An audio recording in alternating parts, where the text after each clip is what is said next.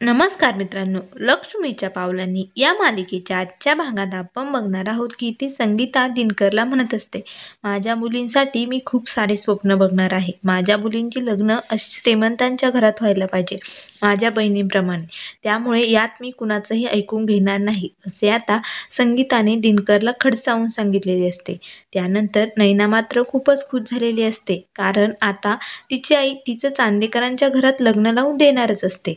त्यानंतर सर्वजण रात्र झाल्यानंतर रूममध्ये झोपायला जातात. तर संगीता ही तिच्या रूममध्ये आलेली असते आणि ती आपल्या तीनही मुलींचा फोटो हातात घेऊन त्या फोटोकडे बघत असते आणि म्हणत असते, माझ्या मुलींसाठी मी काहीही करायला तयार आहे. आणि नंतर तिचा बिछाना टाकून ती झोपते. तेवढ्यात दिनकर रूममध्ये येतो आणि तिच्याकडे बघत मनाशीच म्हणत असतो, आधी चुका करायच्या आणि नंतर असं दाखवायचं की मी काहीच केलं नाही. आज तुझ्यासमोर आपल्या मुलीचा एवढा अपमान झाला तरी असं कुठली आई सहन करेल का?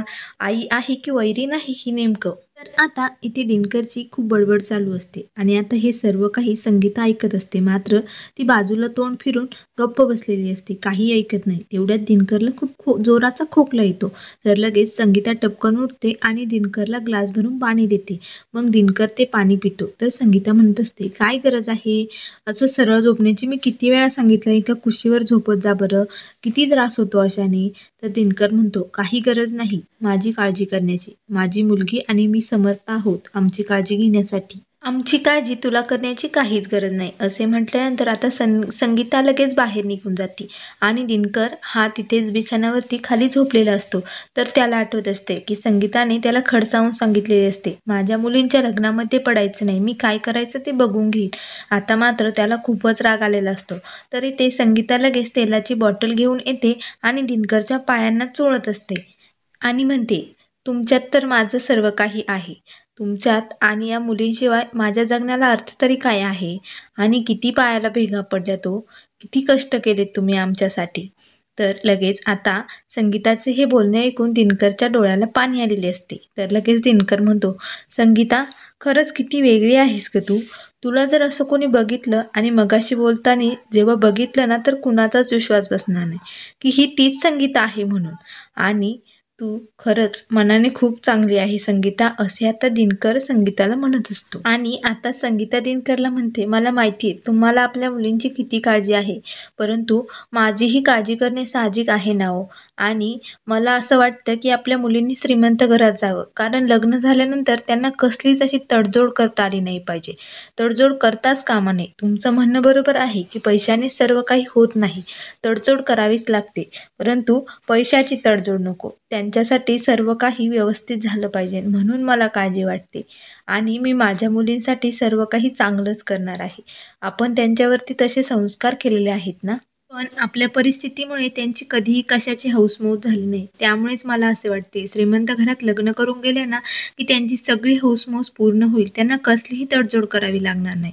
म्हणूनच मी आई म्हणून चुकते का, काय चुकतंय माझं बोला ना, असे म्हणून आता संगीता खूप रडत असते. तर संगीताचे हे बोलणे ऐकून दिनकरलाही खूप रडू येत असते.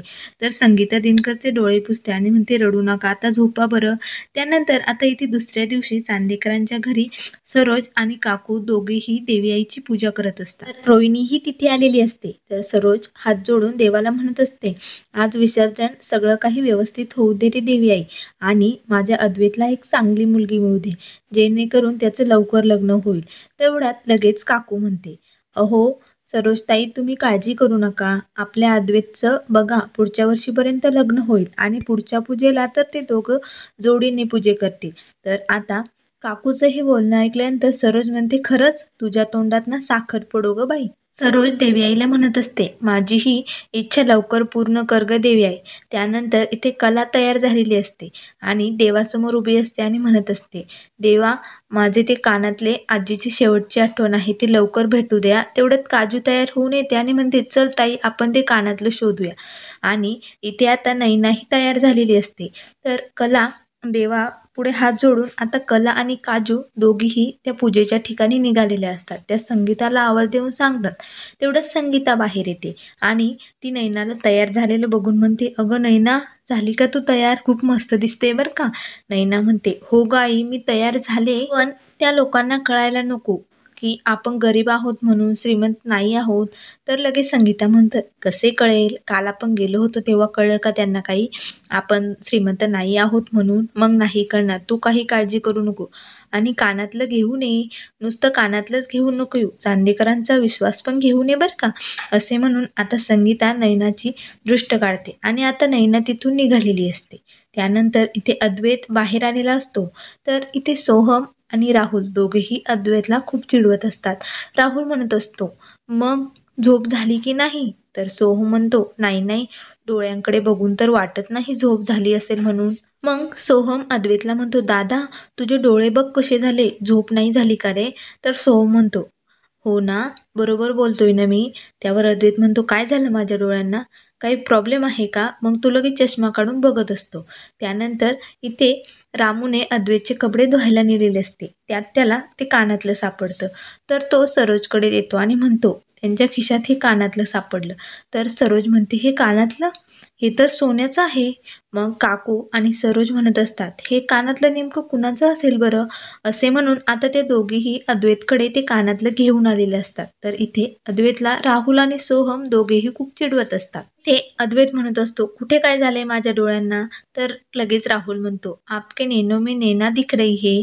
तेवढंच सरोज तिथे येते आणि अद्वैतला विचारते, "हे कानातलं कुणाचं आहे?" तर लगेच अद्वैत मात्र हा गप्प बसलेला असतो. तर आता सोहम आणि राहुल दोघेही त्याच्याकडे बघून हसायला लागतात. तर लगेच सरोज म्हणते, "अरे मी काय विचारते तुला?" त्यानंतर इथे कला पाण्याची बादली घेऊन आलेली असते. तर ती संगीताला म्हणत असते, "आई, आम्ही दोघींनी खूप सापडवलं गं कानातलं, परंतु इथे कुठेच मिळत नाहीये ते. आता नाही सापडणार का ते?" तेव्हा काजू लगेच म्हणते, "मला तर वाटतंय कानातलं कुणाला तरी सापडलं असेल." तेव्हा लगेच संगीता म्हणते, "कला, तुम्ही काही टेन्शन घेऊ नका. नैना गेली आता चांदेकरांच्या घरी कानातलं परत आणण्यासाठी, तिला नक्की सापडेल." तेव्हा कलाला मात्र खूप मोठा धक्का बसतो. ती म्हणते, "काय? नैनाताईला तू तिथे पाठवलंय? तू कशाला पाठवलं तिला तिथे? आणि नक्की कानातलं तिथे सापडेलच कशावरून?" तर लगेच संगीता म्हणते, "अगं ती डान्स करत होती ना तिथे स्टेजवरती, तिथेच कुठेतरी पडलं असेल." तेव्हा काजू म्हणते, "मला ना कुणावरती विश्वास ठेवावा ना हेच कळत नाही. आता कानातलं तिथं असेल तर बरं आहे. आणि तसंही नैनाताईने एवढं कानातलं नेलं होतं ना तर विश्वासाने घरी आणायला हवं होतं. असं हरवायला नको होतं. मला नाही वाटत ती सापडून आणेल म्हणून. माझा तर तिच्यावरती विश्वासच नाही." आता मात्र काजूचे हे बोलणे ऐकल्यानंतर संगीताला खूप राग येतो. तर संगीता म्हणते, "ए काजू, तू गप्प बैस. काय बडबड बडबड लावलीस? उगाच आपलं तोंडाचा पट्टा चालू ठेवते. नैनीविषयी काय राग आहे काय माहिती. असं चांगलं बोलतच नाही. माझी नैनी खूप गुणाची आहे खरंच, आणि ती बरोबर कानातलं शोधून आणणार आहे." तर लगेच काजू म्हणते, "ए आई, तुझा काय प्रॉब्लेम आहे गं? तुला माझा एवढा का त्रास होतोय?" तर लगेच कला म्हणते, "काजू, प्लीज शांत बैस आणि आता तुम्ही दोघी भांडू नका." तर कला म्हणते, "ठीक आहे आई, मी आता आहे ना दुकानावर जाते, माझं काम आहे." तेव्हा संगीता म्हणते, "हो जा, पण जाताना ना देवी आईला साकडं घाल. आज सगळं काही नैनीच्या प्रमाणे होऊ दे." तर लगेच कला म्हणते, "काय चालू आहे आई? काय भानगड आहे? नैनाताई कशाला गेली त्या चांदेकरांच्या घरी?" तर लगेच संगीता म्हणते, "अगं बाई, माझी भाजी करपली वाटतं गॅसवरती, मी बघून येते." असे म्हणून विषय कट करते आणि तिथून निघून जाते. तेव्हा लगेच काजू म्हणते, "बघितलंस ताई, कशी आई विषय बंद करून निघून गेली, म्हणून नक्की काहीतरी घोळ दिसतोय. थांब, मी नैनाताईला फोनच करून बघते." असे म्हणून काजू आता नैनाला फोन लावते. मात्र तिचा फोन घरीच विसरलेला असतो. तर काजू म्हणते, "बघितलंस, एक काम धड करत नाही आणि ही कसं काय कानातलं शोधून आणणार आहे? तिथे तो चांदेकर हिला चोर ठरवेल, मग कळेल." तर लगेच कला म्हणते, "हो, तो चांदेकर हा चांगला माणूस नाहीये." मग काजू म्हणते, "चल ताई, आपण पटकन जाऊ तिथे." त्यानंतर इथे आता सरोज अद्वैतला विचारत असते, "हे कानातलं नेमकं कुणाचं आहे?" तो मात्र गप्प असतो. तेव्हा लगेच राहुल म्हणतो, "मामी, त्याची झोप झालेली नाहीये." तेव्हा लगेच सोहम म्हणतो, "त्याला आठवत नसेल ते कुणाचं आहे नेमकं ते." तर आता दोघेही त्याला चिडवत असतात. तर लगेच अद्वैत म्हणतो, "आई, तू यांच्याकडे लक्ष देऊ नको." तेवढ्यात लगेच आबा येतात आणि म्हणतात, "काय झालं अद्वैत?" तेव्हा अद्वैत आबांना म्हणतो, "काही नाही आबा, हे सकाळी सकाळी टाइमपास करताय." तर आबा म्हणतात, "ए मुलांनो, कामं करायचं सोडून काय टाइमपास चालू आहे?" तेव्हा लगेच सरोज म्हणते, "अद्वैत, मी तुला काय विचारते, हे कानातलं कुठं आहे? कुणाचं आहे?" तेव्हा लगेच रोहिणी म्हणते, हे टाइमपास करताय ना, पण तू सिरियस आहे ना अद्वैत? आजपर्यंत तुझ्या खिशात असं कोणत्याही मुलीचं कानातलं सापडलं नाही. तेव्हा मात्र अद्वैत आता गप्प बसलेला असतो. तर आबा म्हणतात, तू नाही घाबरत ना? तू मर्द आहे ना, मग बोल ना खरं. नेमकं कानातलं आहे कुणाचं?